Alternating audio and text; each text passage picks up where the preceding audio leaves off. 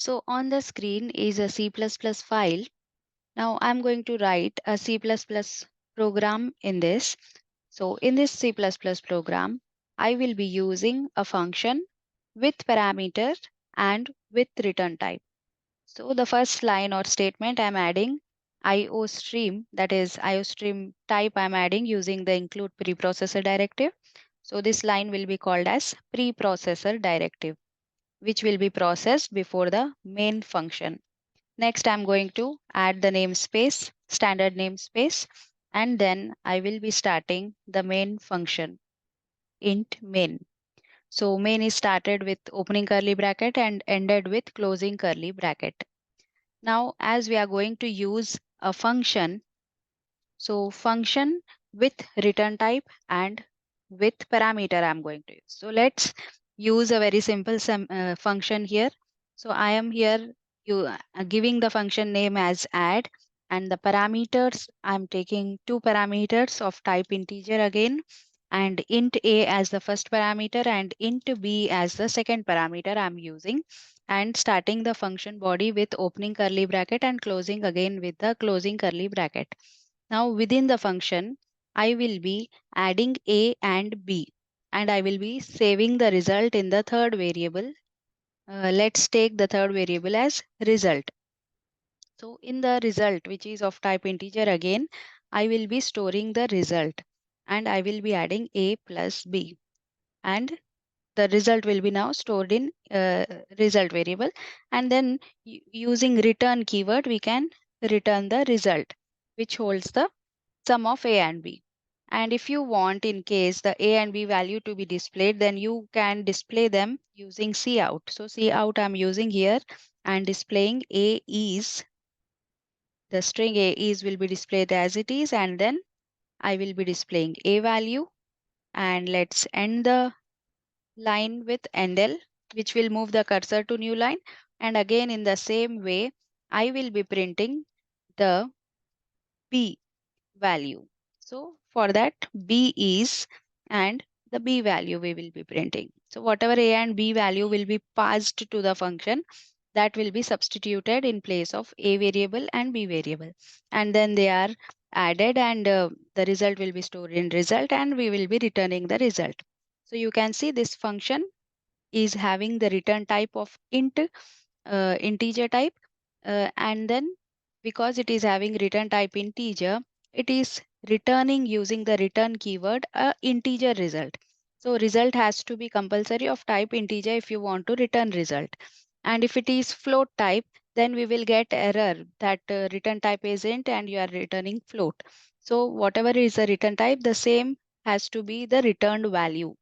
Now, as we are using user defined function in the program, we need to also declare it if we are defining it after the main function.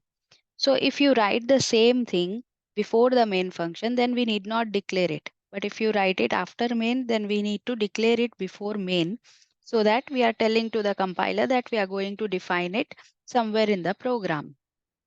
So this is called function declaration, which contains return type followed by function name, the list of parameters, exactly same as in definition, but we end it with semicolon here without giving the definition.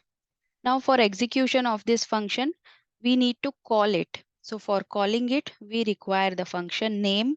Now in place of int a and b, you can give any integer values. So I am here giving like let's take 100, and I'm taking 50.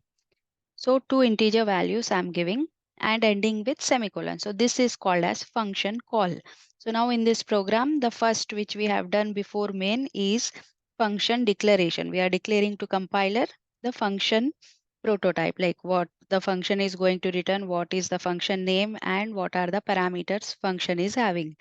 Then we are defining the function, giving the function a definition after main function is defined. And within main, we need to call it, because whatever statements are present in main, only that gets executed. So we need to call the function which is defined outside main. Within main, we need to call it for its execution. So now this is called as function call. And then we have the function definition. So this is function definition. Now if I compile this, then if any errors are present in our program, that will be displayed in compile log. But we don't have any errors, so we got 0 errors or 0 warning. And now if I run it, I will be getting the output. A is 100, B is 50, but we are not getting the sum because we have returned the result. So we have not printed it, but just returned the result. So using return keyword, we are returning the A plus B value, but it is not held in any other variable. Also, it is not printed on screen. So if you want to directly print it on screen, you can just write cout, and here itself you can give sum is, and then call the function inline. So here sum is you can enclose in the double quotes. So this is called inline function call. Very small functions if you are writing which is having less code, then you can call it like this within the same line in which wherever you are. Here we are printing the sum is, along with that only we are calling the function in cout. So this is called inline call, and short functions can be called in this way. Otherwise, we can hold the result. So here you can see sum is 150 we got as the result. But if you want to call the function and hold the result, so int, again you need to declare a variable, and then the function call you can assign there. So this way also you can do it.